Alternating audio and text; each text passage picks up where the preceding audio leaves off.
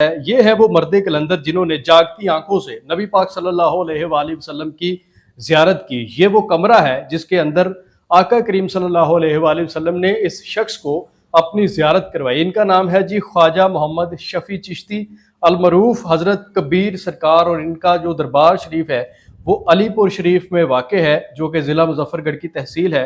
ख्वाजा शफ़ी की सारी ज़िंदगी जो है वो कूड़े करकट के ढेरों से मुकद्दस अवराक को इकट्ठे करते हुए गुजरी, और उसके बाद उन मुकद्दस कागजात को आप किसी मुनासिब जगह पे दफन कर देते। सारी ज़िंदगी आपने अल्लाह ताला की इबादत की और मुकद्दस अवराक को जमा करने में अपनी ज़िंदगी वक़फ़ कर दी, और उसके बाद आप बीमार हुए। बीमारी की हालत में आप इस कमरे के अंदर बैठे हुए थे कि नबी पाक सल्लल्लाहु अलैहि वसल्लम जागती आंखों से इस बंदे ने ये सारे मंजर देखे कि नबी पाक सल्लल्लाहु अलैहि वसल्लम इस कमरे में तशरीफ़ लाए।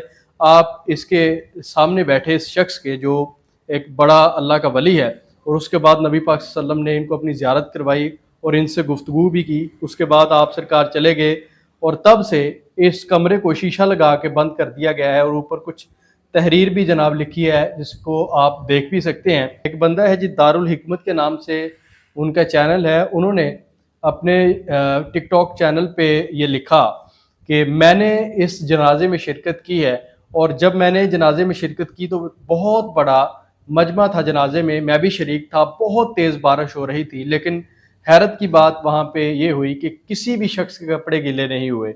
सभी बारिश के अंदर जनाब भीगे, लेकिन कपड़े जनाब किसी के भी गीले नहीं हुए। जनाजा अदा हुआ और उसके बाद लोग अपने घरों में चले गए। नाज़रीन, ये होती है अल्लाह के वलियों की ताकत, अल्लाह के वलियों की करामत।